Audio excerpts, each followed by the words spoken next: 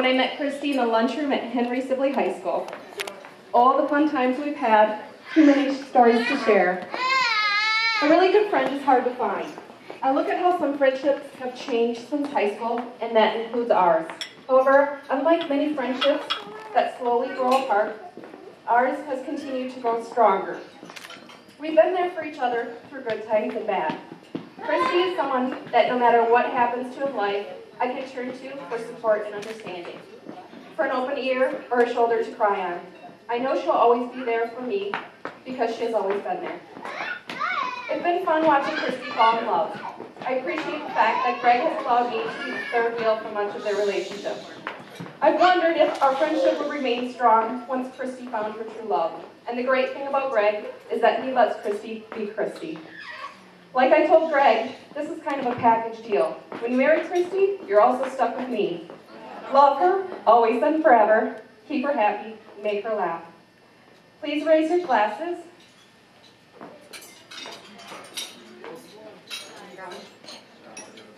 To Christy and Greg, here's to many, many years of happiness. Congratulations.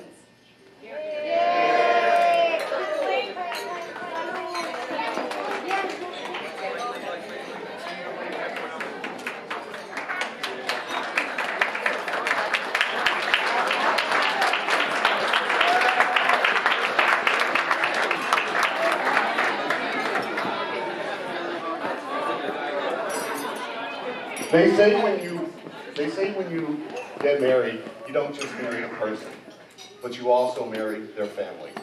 And I've met Christy's family, and they're fantastic. They're kind, they're warm, they're fun, and without question, Greg is married into a fantastic family, and he's very fortunate to be part of the Troji family.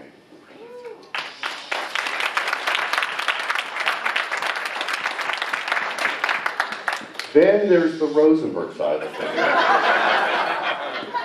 This is where the scale starts to tip a little bit. I say this because the Rosenbergs are lunatics. I know this because I'm one of them.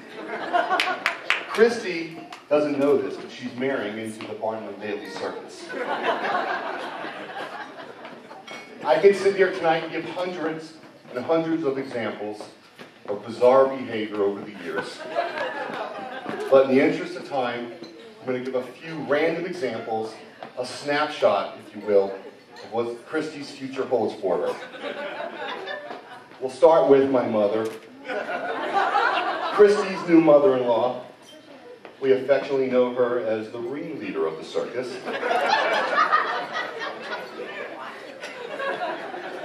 A few years ago, about 3, maybe 4 months after my wife, Allison, and I were married, my mother came up from Fort Lauderdale to Minnesota to visit, and she brought with her a fully cooked sliced brisket dinner.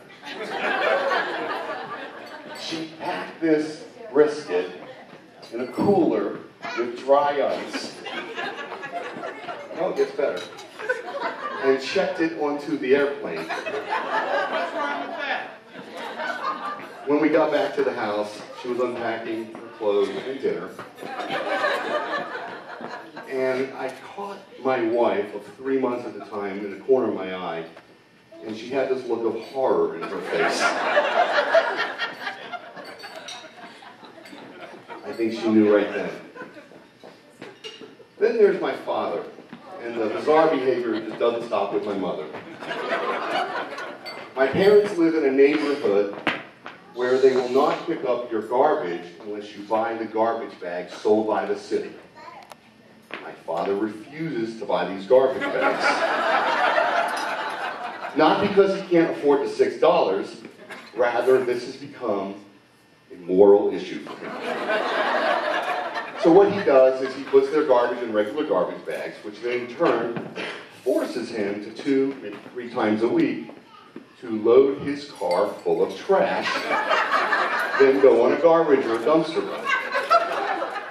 Again, 3, 4 months after we were married, Alice and I flew down to Fort Lauderdale. My parents picked us up. We're driving back to the house. Allison looks at me and says, "You sell eggshells and chicken bones." I said, "Yeah, about that." I'm sitting next to my parents' trash. Welcome to the family. Then there's me. Some say I'm the weirdest of them all. Absolutely. I once fabricated my way onto the Sally Jesse Raphael show just to get camera time to catapult my professional acting career. This show caused an uproar in the Rosenberg family and a little bit of an embarrassment. The show made the 1992 Best of Sally series and was on reruns for several years after that. The acting career is still on hold. Finally, there's Greg. This is the Rosenberg Christie was spending the most amount of her time with. And again, the bizarre behavior doesn't stop with him. Since the age of 8, Greg has been carrying a cloth handkerchief in his front pocket.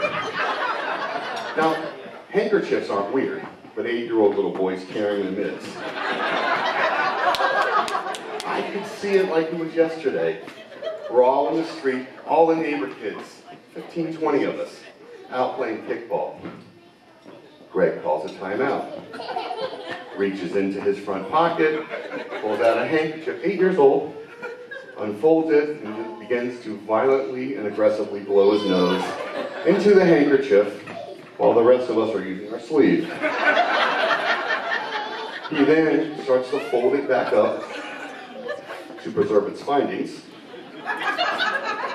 puts it back into his pocket, and the look on the other kid's face was priceless. The good news for Christie is there is a precedent here. Again, my wife Allison married into this circus about 5 years ago, and in the first few months, maybe even years, many looks of stunned horror, confused, head tilted, blank stares. But like Allison, a few years from now, she's going to wake up, and it's going to hit her like a ton of bricks. She's going to say to herself, "Oh my God, I've become one of them." So let's raise our glasses to Greg and Christie for a lifetime of memories and bizarre behaviors. To Greg and Christie.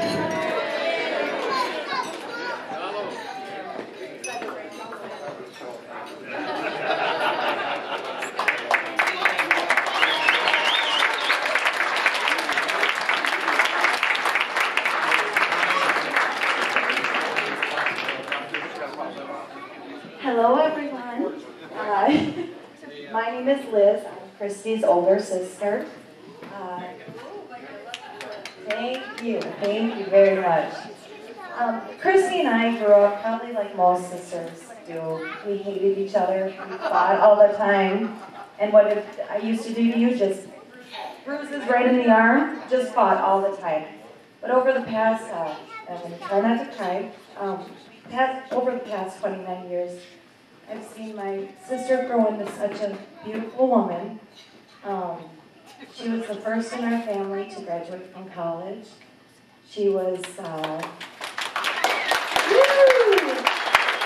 she followed her dream in becoming a designer. And now, since I just recently had a baby, I see her with my child, and the love that she has for for my baby is just amazing. And I see what a wonderful mother and a wife that she's going to be.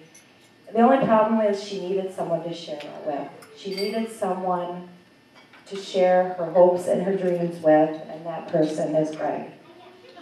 We welcome you into the Troji family. We love you very much, and I wish you the best.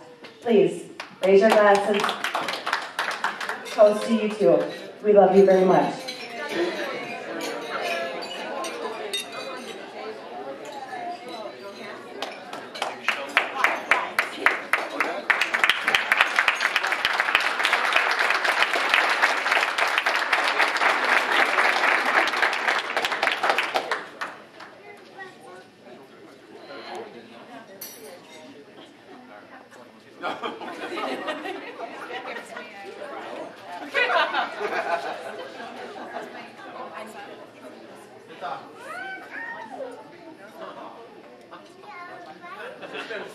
Hello.